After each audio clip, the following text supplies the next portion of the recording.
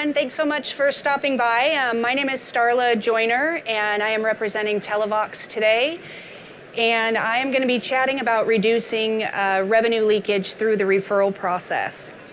I've been with the company now for about a year and a half. I do have 22 years of experience in the healthcare arena, from patient access all the way through to the revenue cycle and working with the oncology and chemotherapy teams. So I've been around the block, and I've seen some things that we can talk about today with referral revenue.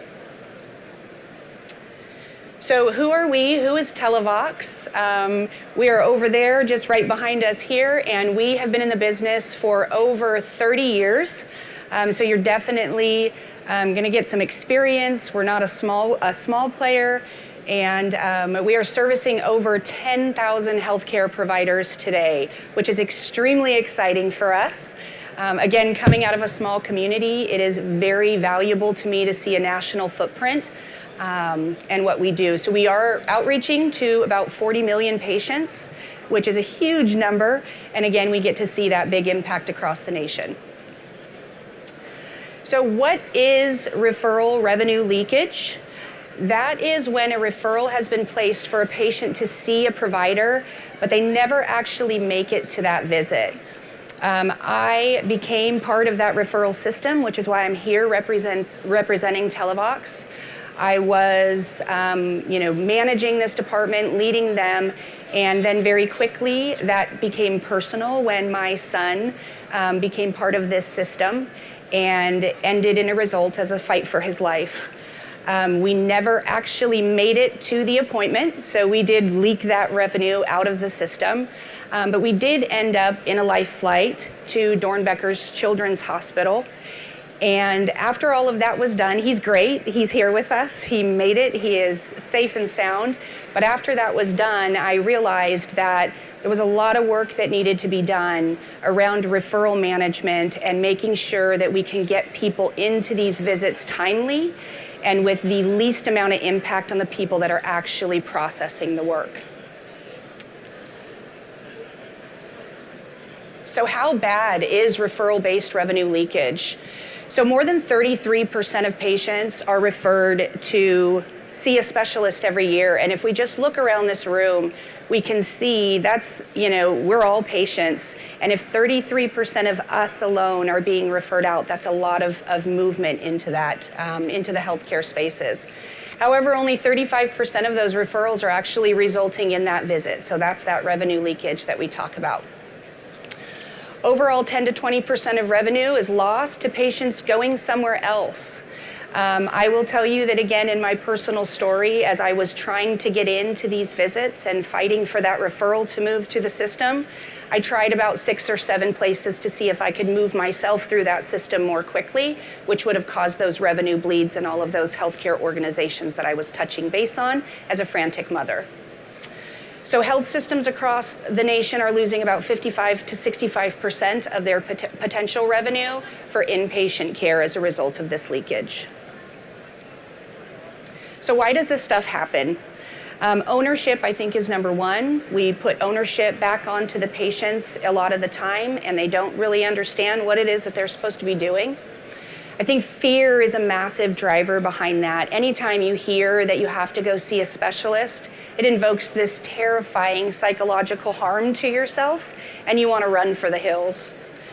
There's also this financial thing, right? We look at, just a single mother, and can she afford to go to the specialist for her breast exam, or can she pay to feed her children?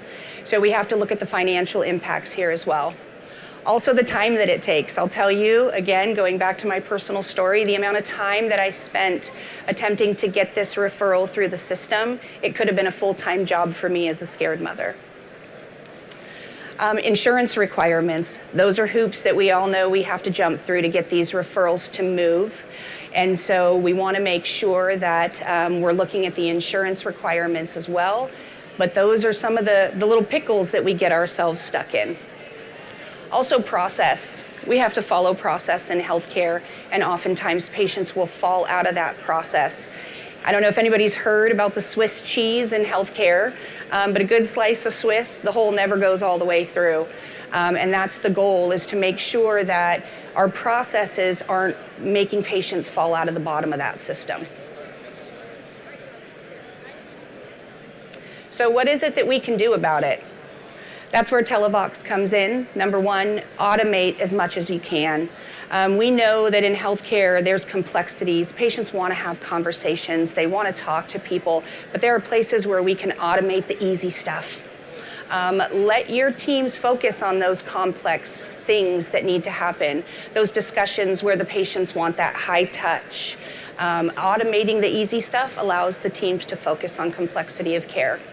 And then, of course, we always want to scale our automation, so that's just a given.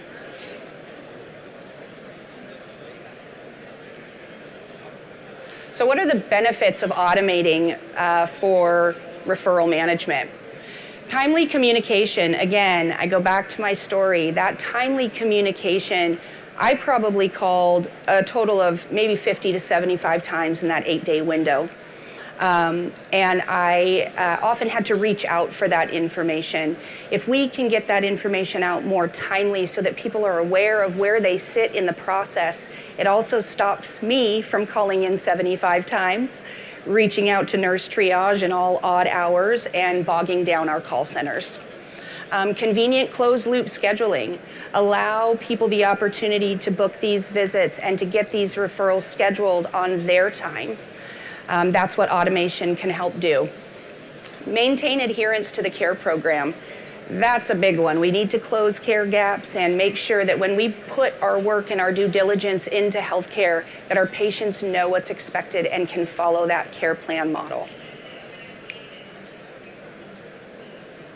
So what's the benefits for staff? We're all staff, and we know that we want to have our jobs be as easy as we can possibly make them. So the benefits are automated referral outreach.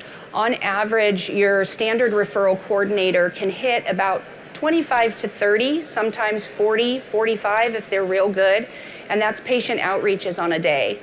Having an automated product allows you to outreach to upwards of 50,000 patients in a day. We have a certain customer that we worked with, and they were sunsetting on average 65% of their referrals that were coming into their system. We are now at 93% of referral closure and capture, and these are with kiddos. So again, I talk about my son. Anytime I can get in front of a kiddo getting the care that they need, it's gonna touch me right where it feels good.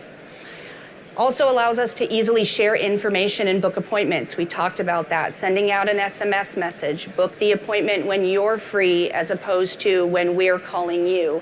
We never know when we call if you're eating dinner, if you're at a meeting, and so by giving that back to them and allowing them the freedom to book that visit when they want that visit, it helps staff as well because patients aren't calling. Reduce staff burden, we talk about that a lot.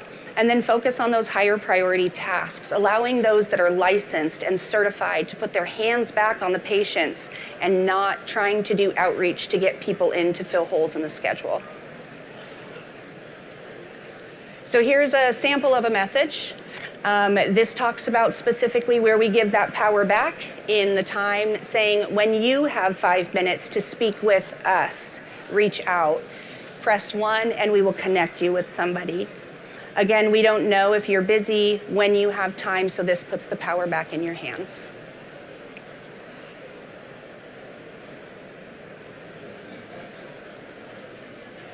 All right, so automated referral management helps to increase referral capture rates. We talked about the one that went from a 65% sunset, which is a 35% capture rate, to almost 93%.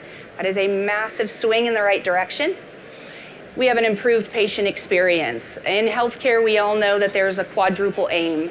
And this product, our team can help you to bring that whole quadruple aim together by increasing patient satisfaction, increasing your employee and provider satisfaction, decreasing cost, and as we all know, increasing the bottom line in our revenue. Again, saving time for staff is very important.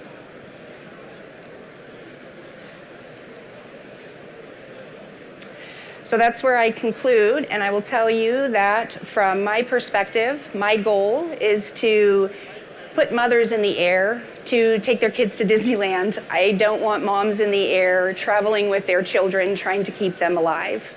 I am passionate about the fact that I know that if we could have gotten my son in to see the provider maybe even just 5 days earlier, it would have been a lot less fear for me, a lot less fear for a little guy, and maybe that $98,000 that we spent for that air flight could have gone into research and automation. How many patients could we have impacted if I invested that $98,000 in a different direction? So let's keep moms in the air heading to Disneyland, and let's keep our kiddos safe and get these referrals processed timely and not leak out all that revenue. If you need anything, you have questions, swing by our booth. Happy to answer questions and dive deeper into your one-on-one issues that you're dealing with your referral management and looking at you very specifically. Thank you.